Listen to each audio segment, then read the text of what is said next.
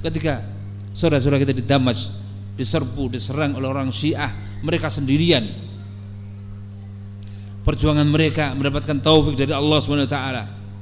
Sampai ketika saya bertemu dengan saudara-saudara kita, para pelajar Indonesia yang tinggal di sana, kemudian setelah itu keluar, mereka menceritakan keadaan dan waktu kondisi mereka diserang oleh orang Syiah. Serangan orang Syiah tahun 2013, kemudian diulang lagi 1 tahun lagi tahun 2014. Mereka menceritakan bagaimana kondisi para syuhada.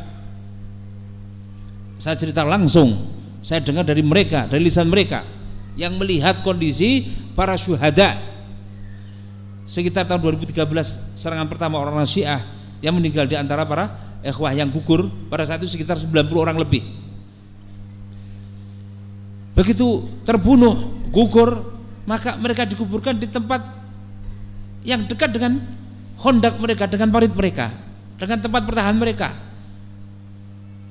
Orang-orang yang terbunuh tidak dikuburkan di tempat kuburan umum karena tidak ada kesempatan, dan juga kalau kemudian menguburkan di sana akan terbuka dan diserang oleh orang-orang Syiah, sehingga dikuburkan di tempat-tempat yang dekat dengan tempat pelindungan mereka, di mana saja.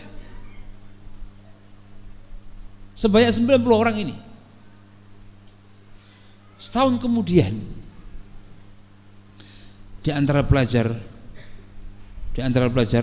Damas, sebelum serangan yang kedua, mimpi didatangi temannya. Ini saudara kita dari Sudan ya. Ya akhi, ini temannya ini terbunuh pada tahun 2013. Ya akhi, kenapa engkau membiarkan aku dalam keadaan basah kuyup?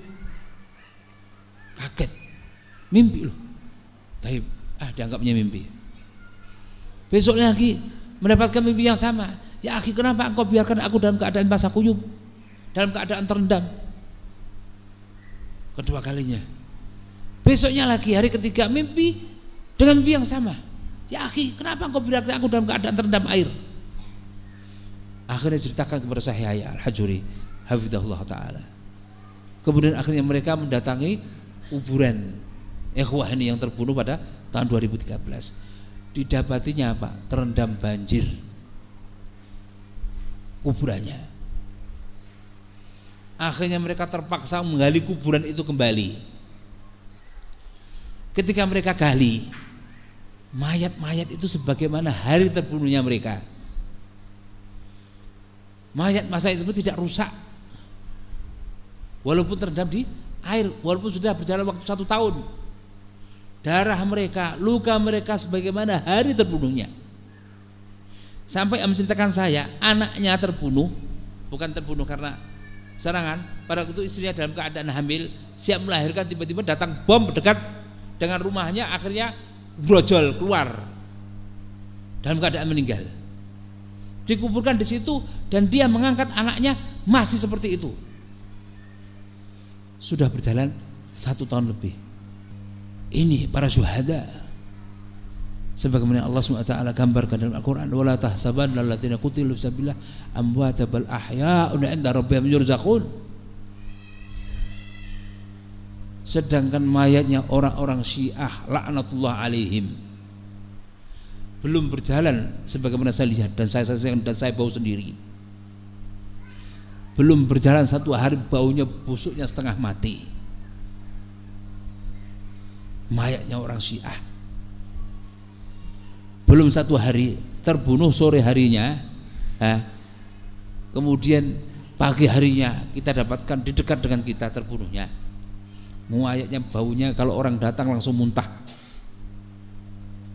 Saudara kita terbunuh 1 tahun kemudian kita dapatkan seperti itu keadaannya. Ini karomah yang nyata disaksikan seluruh pelajar dan penduduk Damaj.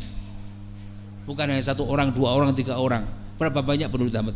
15.000 orang kalau kemudian kita hitung. Dan belum pula meyakini dan belum melakukan persiapan untuk menghadapinya. Sebelum itu datang maka kita bersiap. Kaget, mimpi loh. Taib, dianggapnya mimpi.